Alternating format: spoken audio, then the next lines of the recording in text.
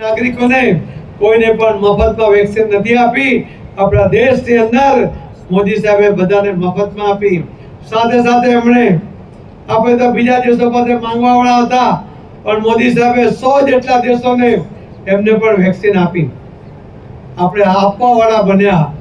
મોદી સાહેબે 100 દેશોને આપીને આપવાવાળા એક દેશ તરીકે એક નામ મળ્યું।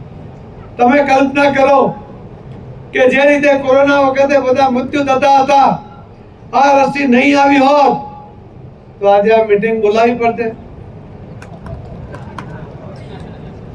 કેમ જવાબ નહીં આપ્યો?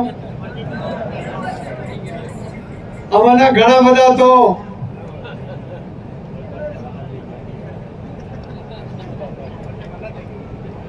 પણ આભાર મોદી સાહેબનો કે આ સભા બોલાવવા માટે તમને વેક્સિન આપીને બધાને જીવંત રાખ્યા। એના માટે પણ મોદી સાહેબનો આપણે આભાર। આજે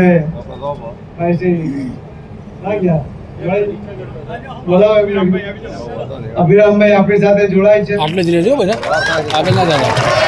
અભિરામભાઈ આશા પાટીલ સાહેબની આટલે જ રહેજો।